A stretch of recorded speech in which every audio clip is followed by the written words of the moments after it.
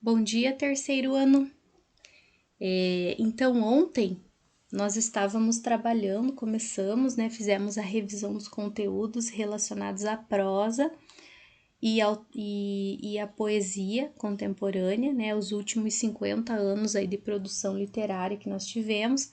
E hoje a gente vai terminar a parte do caderno de atividades. Então, lá na página 13, nós paramos na questão número 3, tá?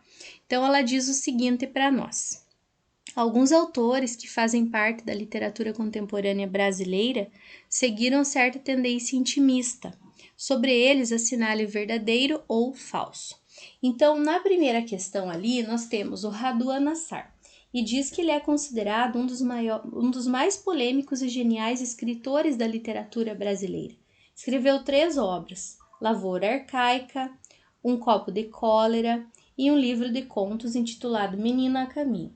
Entre os temas desenvolvidos pelo autor estão desintegração da família patriarcal, conflito entre as gerações e o mergulho nas neuroses humanas. Gente, esse autor, é exatamente isso que está sendo falado ali, é o que é caracterizado como foco usado nas suas obras. Então, ele trabalha muito isso, né? Ele fala sobre as neuroses humanas.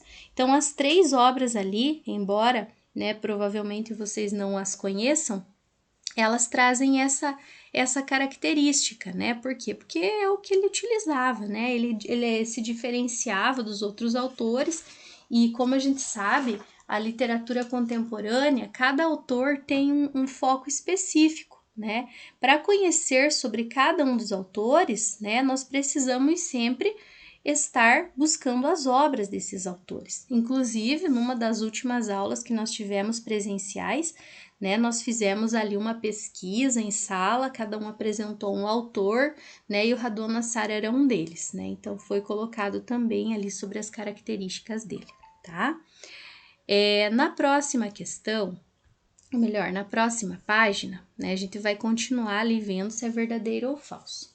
Lígia Fagundes Telles vasculhou o psiquismo de seus personagens por meio de uma linguagem límpida e de um realismo ao mesmo tempo fotográfico, de costumes psicológico e mágico.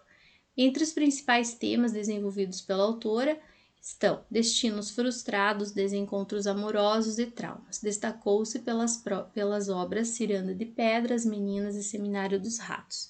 Gente, exatamente isso que a Lígia Fagundes Telles fez. Ela fez uma literatura diferente. Por quê? Porque ela misturou o psicológico e o mágico, fazendo da linguagem uma característica peculiar, onde o realismo, né, ele acaba sendo ao mesmo tempo fotográfico, né, porque ela está observando os fatos e está narrando esses fatos, mas também psicológico e mágico. Né? Então, isso foi assim um diferencial muito grande nas obras da Lígia Fagundes Telles. Uma das obras que cai bastante no vestibular é Seminário dos Ratos, né? Então, quem vai fazer federal, quem vai fazer a UEPG também cobra, né? Então, precisa fazer a leitura dessa obra para que vocês entendam essa característica que a Lígia coloca nas suas obras. A próxima ali, ó. A primeira coletânea de contos Elia Luft intitula-se Matéria do Cotidiano. Ela é bem atual, né? 1978. Em 1980, a autora publicou a obra As Parceiras. Também é verdadeira, né? Por quê? Porque é uma autora nova, né, gente? Ali ela se baseou em alguns outros autores ali do passado, né? Para poder produzir a sua obra dela. Como não fala ali nenhuma característica, né? Cada obra que ela escreve tem uma particularidade. E o da Hilst, já vimos, inclusive pesquisamos sobre ela aquele dia na sala, produziu uma obra complexa e extensa, transformou seu fazer literário em um lugar no qual habitam os extremos opostos e ridicularizou a maneira única da experiência do leitor, seja na poesia, no teatro ou na prosa ficcional de caráter intimista. Né? Então, como comentamos sobre ela vivia isolada, né, num sítio, e ela era avessa a entrevistas, né? E as poesias dela, elas transitavam, né? Entre essa ridicularização de o leitor escrever apenas um tipo de poesia, né? Mas não só na poesia, ela também foi bastante importante na prosa e no teatro. Lúcio Cardoso antecedeu e conviveu com autores como Clarice Lispector, Guimarães Rosa, construiu suas narrativas articuladas por meio de relatos diários, cartas ou confissões. Criou uma série de personagens complexos com uso de um lirismo particular e intimista. Gente, se ele foi um dos discípulos da Clarice Lispector, com certeza a sua prosa teria que ser intimista, porque é uma característica assim bem marcante da Clarice. Então também é verdadeiro. Na questão 4, vocês têm ali, assinale a alternativa incorreta a respeito da produção de Rubem Fonseca. Gente, o Rubem Fonseca, né, ele tem a sua obra marcada pelo retrato da violência, então ele trabalha bastante com ultrarrealismo, né. Também ele acaba trabalhando bastante com traços da oralidade para trazer o leitor para próximo dos seus contos, né. Ele faz bastante diálogo nos seus contos, mostra uma objetividade bastante radical e também essa brutalidade do cotidiano, né? Como eles são caracterizados ultrarromânticos, né? E tem essa forma de observação. Ele diz assim que o autor está vinculado à estética ultrarrealista, né? Que é para ver o mundo como ele é, que acaba causando até um choque para o leitor, né? Então isso é um fato assim bastante determinante para a produção literária, para a produção do Rubem Fonseca. E assim, gente, então o que está errado nessa questão? Né? Vocês podem ler ali todos eles, mas o errado está na letra A, porque diz que ele foi romancista, contista e poeta. Ele não foi poeta, né? Ele foi romancista e contista, certo? Então, a número 4, a letra A, está errada porque ele não foi poeta. 5. Nas últimas décadas, o Brasil sofreu um intenso processo de urbanização, sobretudo a partir da segunda metade do século XX, o que mudou o perfil da população de predominantemente rural para urbana. Em consequência, o inchaço das grandes cidades. Surgiram problemas diversos, entre eles violência, desigualdade social, marginalização de vários grupos que compõem a sociedade. Esses problemas foram uma preocupação comum de vários ficcionistas, entre os quais se destacam, como eu falei para vocês, o ultrarrealismo, um dos representantes é o Rubem Fonseca, né? Também o Dalton Trevisan, mas nesse caso o Dalton não aparece ali. Então é o Rubem Fonseca e também o João Antônio, né? Que, como a gente viu na aula passada ali, que vocês tinham aquela tabelinha lá que a gente fez a comparação. A questão 6, pessoal, eu quero que vocês pausem o vídeo um pouquinho e que vocês leiam, né? É um poema, né? E ele tem um tom irônico, né? É um poema que tem um tom irônico e ele diz assim: o tom irônico do poema em relação à história do Brasil põe em evidência. O que ele está evidenciando esse poema? Será que seria a obra como a democracia surge no Brasil por interferência do imperador? Maneira despótica, né? Como os republicanos trataram os símbolos nacionais, uma postura inconsequente que sempre caracterizou os governantes do Brasil, ou a forma astuciosa que ocorreram os movimentos políticos no Brasil? Então, gente, quando vocês terminarem a leitura do texto, vocês vão perceber que a questão que traz esse tom irônico seria na letra D, né? Essa forma astuciosa como ocorreram os movimentos políticos no Brasil, né? Ó, vamos fazer república sem barulho, sem litígio, sem nenhuma guilhotina, sem qualquer barrete frígio. Vamos com farda de gala proclamar os tempos novos, mas cautelosos, furtivos, para não acordar o povo. Então, foi uma astúcia, eles usaram da inteligência para chegar ali a evidenciar os movimentos políticos que eles tiveram. Essa questão é a questão do Ita, né? Então, também eu quero que vocês leiam esse trechinho ali para vocês entenderem um pouquinho mais sobre o que está falando. E ele diz assim para a gente no fim, ó. Acerca desse poema, é incorreto afirmar. Letra A. O poeta tem consciência de que seu passado é irremediavelmente perdido? Gente, essa questão, né? Ela está errada porque ele não tem essa consciência. Ele não tem. Tanto que ele não tem que ele, ó, canto que eu acho minha vida. ele o tempo inteiro, né, ele tá mostrando que essa consciência não aparece, né, desse passado perdido. Para ele ainda não tá perdido. Ele pode fazer alguma coisa para retomar esse passado. Ali ele fala, existe um tom nostálgico, sim, saudosismo, sim, também, que fazem parte do romantismo. O poeta reviva uma série de lembranças afetivas, a gente viu ali no texto que sim. Tom confessional, caráter autobiográfico também, né? Porque ela está contando sobre a vida dela. Valoriza os elementos da cultura popular também, né? A gente viu ali que a cantiga, né? O cantar, ciganinha, cigana, ciganinha, que é as cantigas que vão passando de geração para geração. Então, a incorreta é a letra A, realmente. Na questão 8, vocês vão ler ali, ó, Poema do Futuro Cidadão, tá? Faz a leitura ali para a gente responder a questão também, tá? Então, a questão aparece lá na 16. E ela diz o seguinte pra gente, ó.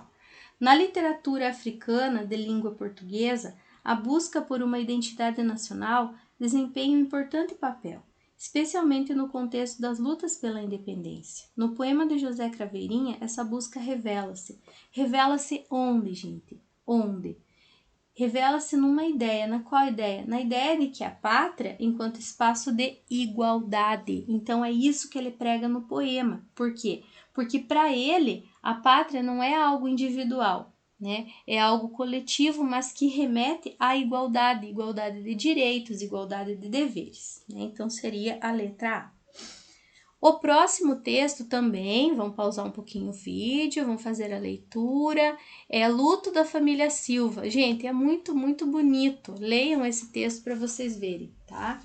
E a partir dessa leitura que vocês fizeram, nós temos ali a questão, né? A leitura do texto permite afirmar que o autor, então o autor, ele quis desqualificar as famílias não importantes como a Silva? De maneira alguma, né, pessoal? Não é isso que ele quis fazer, né? Muito menos enaltecer também, né? Ele não fez nem desqualificou e nem enalteceu. Ali ele diz, explicitou a submissão dos países da América do Sul à América do Norte. Também não é exatamente esse o trecho, o foco do poema, né? Mas o que a gente pode ver, gente? É muito, muito legal esse texto, porque ele é assim, você olha ali, você já consegue matar a resposta na hora. Por quê? Porque ele está refletindo sobre as diferenças sociais que são sugeridas pelos nomes de famílias. Então, a família Silva é um nome comum, vamos dizer assim, um sobrenome comum para o Brasil.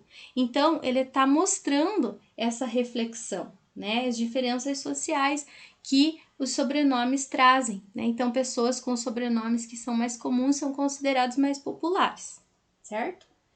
Então, seria a letra D, né? A número 10 é um poema do Chico Buarque também. Vamos pausar um pouquinho o vídeo para a gente fazer a resolução ali do exercício. Nesse fragmento da letra da música Construção, o verso subiu a construção como se fosse máquina. Significa, essa tá bem fácil também, né, gente? Seria o quê? Seria subir a construção mecanicamente. Então, com o passar do tempo, a indústria civil ela foi ganhando algumas características relacionadas à Revolução Industrial. E dentre elas foi essa mecanização, né? Então, antigamente, para a pessoa lá, estão construindo um prédio, né? Era muito mais difícil. Hoje em dia, não. Hoje em dia, essa parte mecânica de você subir em algum lugar, né? Essa coisa que a tecnologia trouxe para a gente, né? Aí na 11. Sobre o trecho citado, responda as questões. Quem é o sujeito destacado? Gente, quem é esse sujeito? É o operário, né? O operário que trabalha em uma construção e que também representa uma classe social desprivilegiada, porque vocês sabem, né? Como eu já falei que a prosa contemporânea, ela precisa fazer com que o leitor tenha o interesse pela leitura, mas também que ele tenha uma visão crítica sobre essa leitura, né? O que ele conseguiu compreender em relação a essa leitura, né? O que está por detrás daquele poema.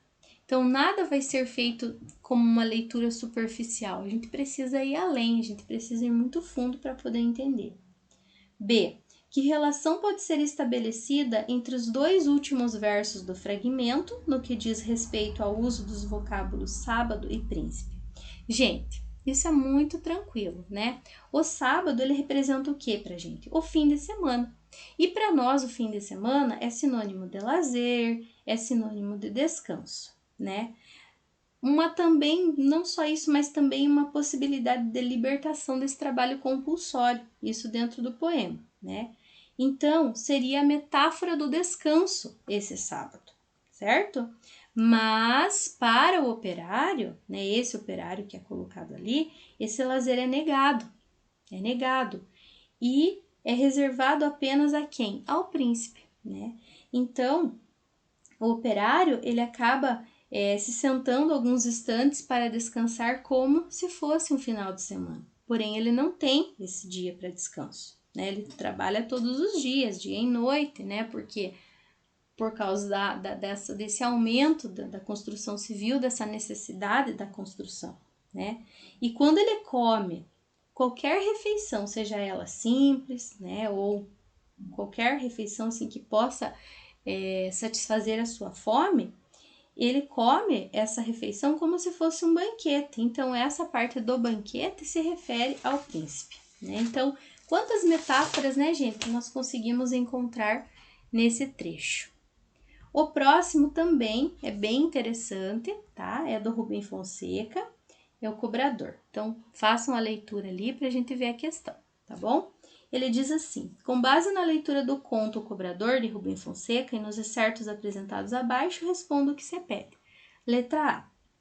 Sendo o personagem um cobrador, o que suas cobranças demonstram a respeito de sua condição? Ó, que tipo de condição que nós vamos ter que analisar? Social, psicológica, emocional, ou seja, o que motiva o seu ódio? Por que ele tem tanta raiva? Por quê, gente? Porque nós percebemos que o cobrador é um ser pobre, né? Ele não tem acesso ao mínimo necessário à sua sobrevivência.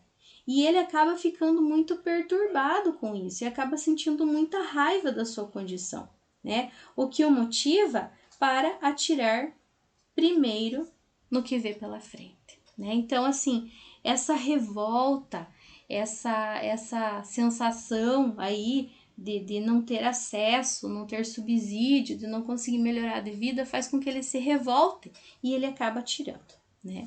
B. Identifique duas situações que apontem para o que chamamos de ultrarrealismo ou hiperrealismo, característica marcante na prosa de Rubem Fonseca. Então, tem várias partes ali, né, pessoal? Então, o ultrarrealismo, ele faz o quê? Ele trabalha com essa realidade de maneira bastante fiel, né? Sem que exista preocupação em omitir algum tema, em omitir algum elemento violento que possa chocar o leitor. Então, a violência urbana, né, ela fala sobre essa realidade contemporânea. O Rubem Fonseca, ele faz o quê? Ele retrata essa realidade, né? Ele retrata essa realidade exatamente como ela é. De que forma? Cruel, desproporcional, né? E é isso que ele faz, né? Quando ele diz lá, por exemplo, saquei o 38, atirei no para-brisa, mais para estrunchar o vidro do que para pegar o sujeito, né? Então, é algo muito violento, né, pessoal? Muito violento, certo? Então, encerramos aqui a nossa apostila 12, né? Eu vou enviar para vocês uma trilha para que ela seja feita. Então, vocês vão fazer para a gente encerrar essa parte do conteúdo, né? Aproveitar que tá fresquinho aí na cabeça de vocês. E também, gente, né, falando que vocês precisam entregar os resumos dos livros. Eu estou aguardando, tá bom? Um abraço para todos, fiquem com Deus e até a próxima aula.